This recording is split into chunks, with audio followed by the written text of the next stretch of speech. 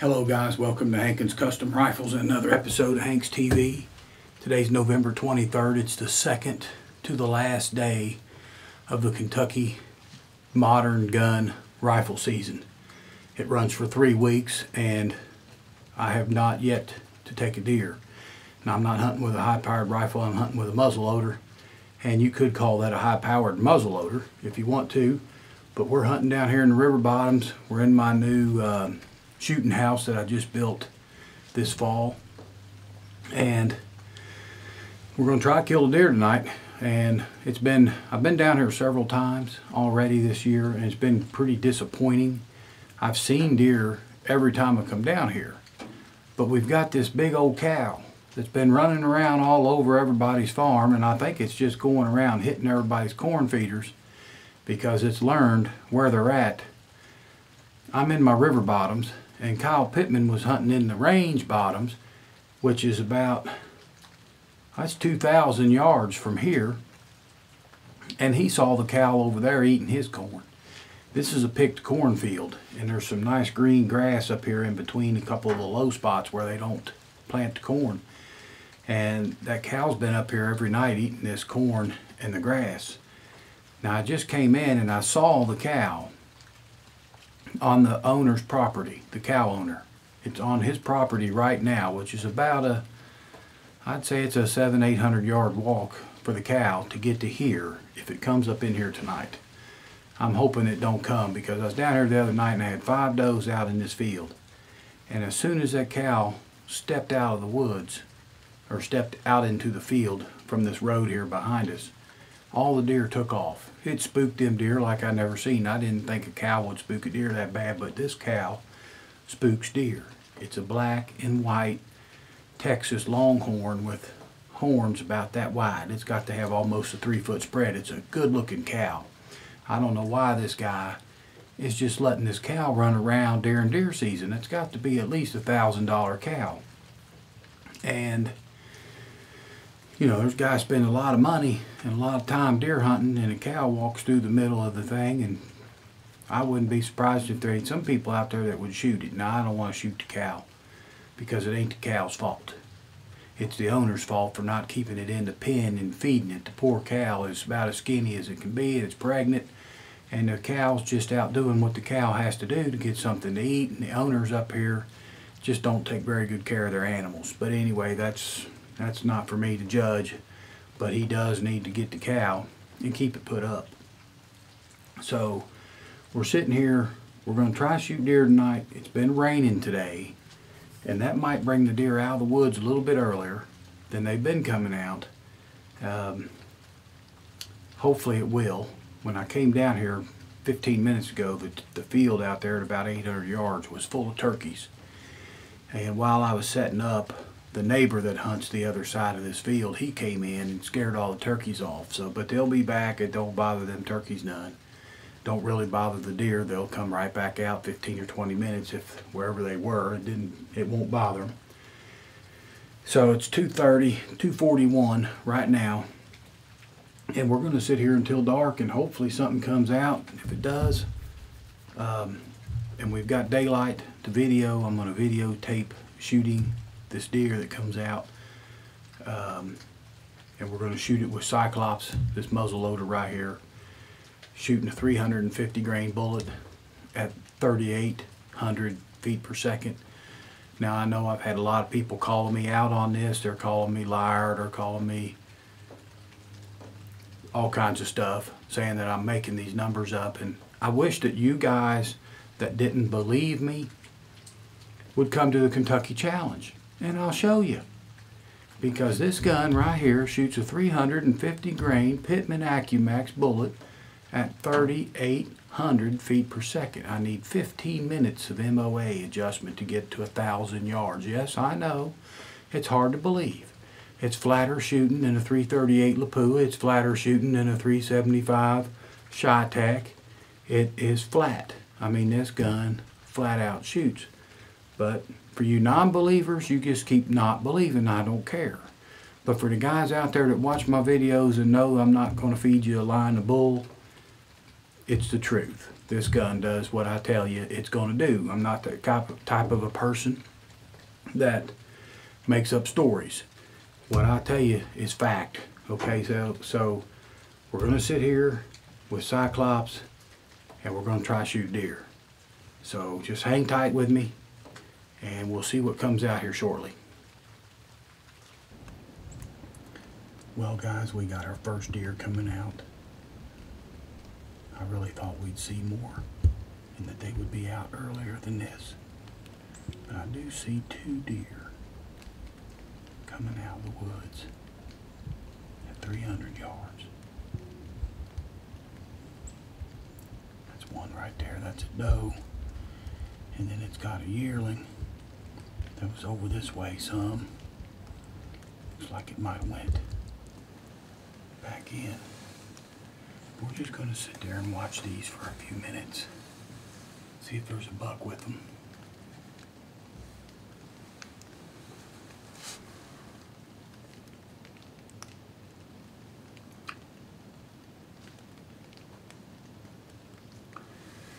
Okay, I see 4 deer now. With the binoculars, I can see 4.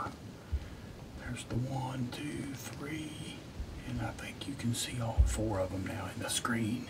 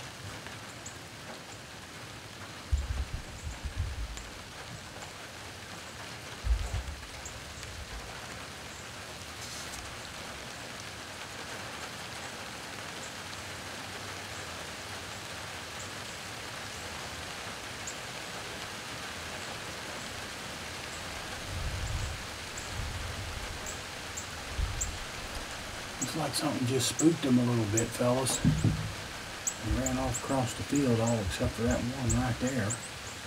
Maybe there's another deer coming out.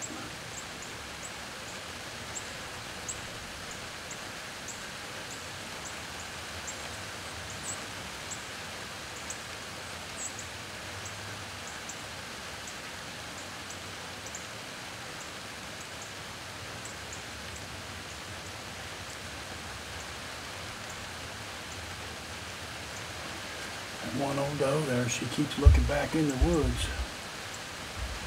It's starting to rain.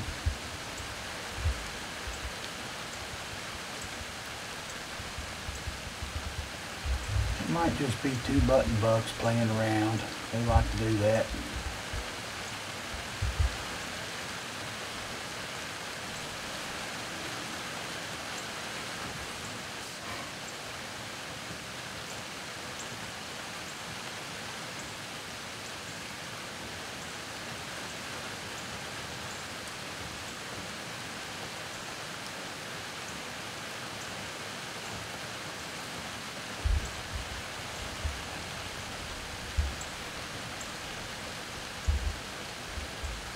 Looks like something definitely spooked him this time.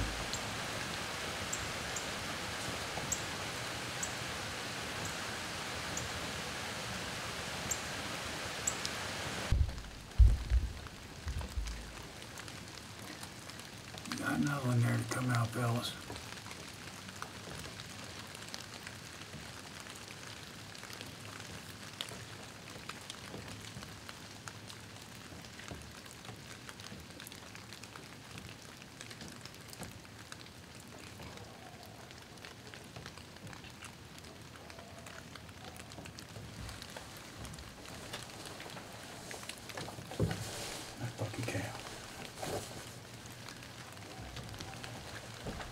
Get out of here.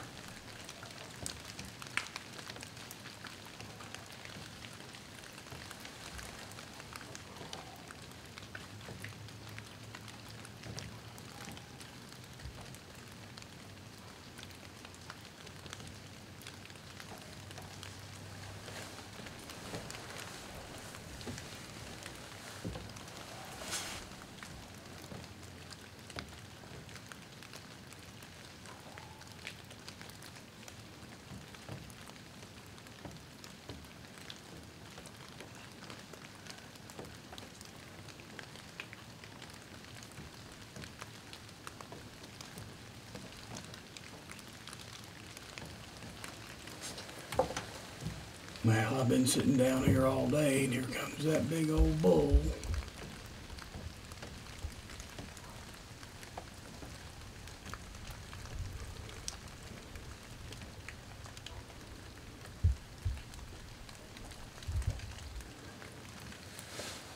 That's my neighbor's cow that's been tearing up my deer hunting this year.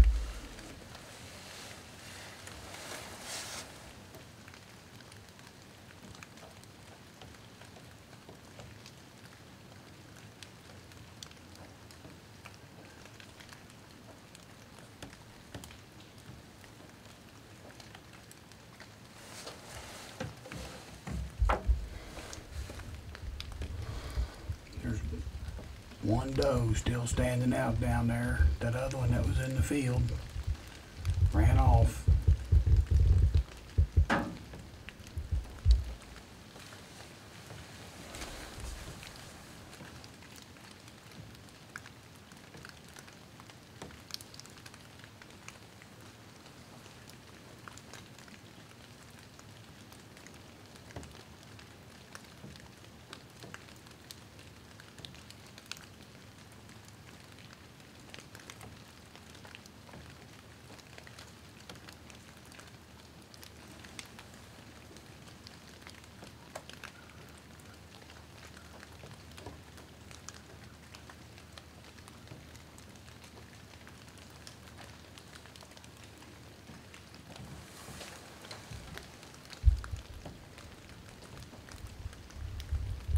There she went. She's gone too.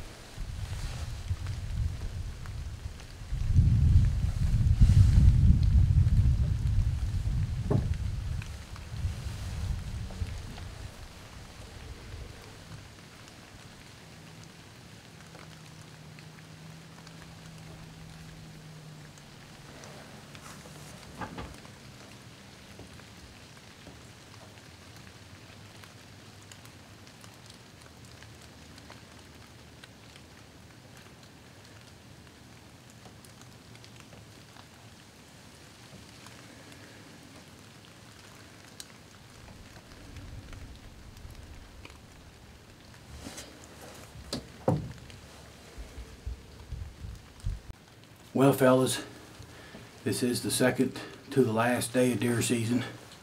I've been down here now about 4 or 5 times trying to shoot a deer out of my new shooting house I just built.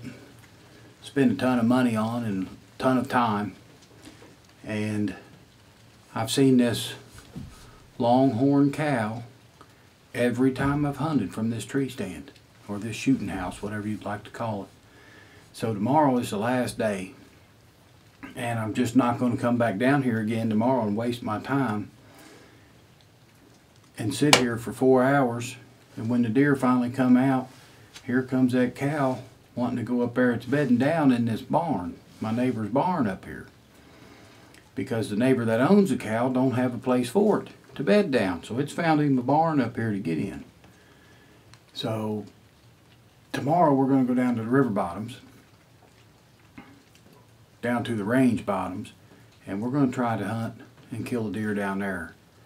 And in the meantime, between now and the middle of December, when our muzzleloader season comes in, I'm going to have a talking to with the neighbor and tell him to get that cow put up, whatever it takes, because we can't keep dealing with this ruining our deer hunting, because we've got a irresponsible person with animals that he don't take care of.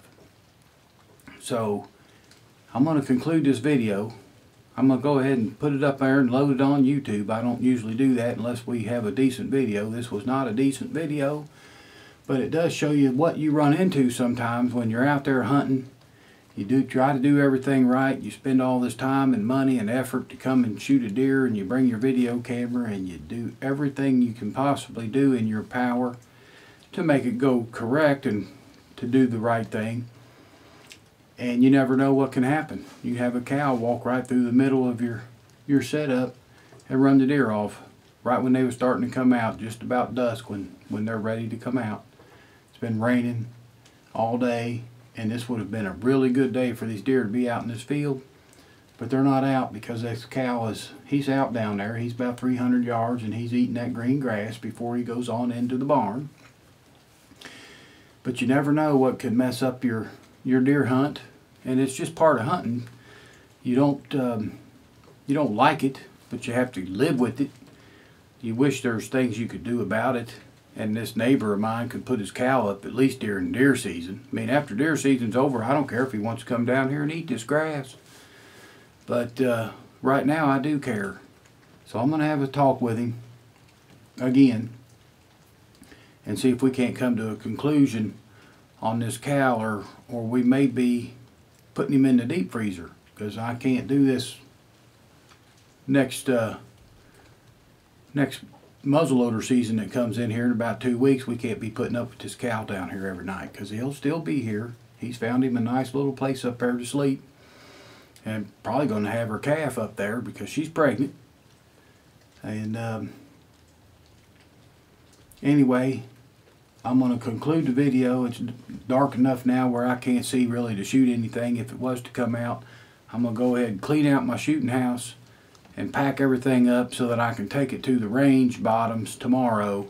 Farthest we can shoot there is 425 yards, but maybe we'll get a deer for you guys on camera tomorrow night. Stay tuned, and we'll see what we got. Check for new uploads. Thumbs up on these videos if you like them. Subscribe to my YouTube channel, fellas, and spread the word out there about Hankins Custom Rifles and Hank's Precision Gun Parts. You can find me on the internet, World Wide Web. Just type in Hankins Custom Rifles or Hank's Precision Gun Parts. We've got just about everything you need to build these high-powered muzzle-loading bolt-action rifles, and we also sell an economical conversion for you guys that want to get into smokeless muzzle-loading. So, thanks for joining me, and until next time, fellas, we'll see you later.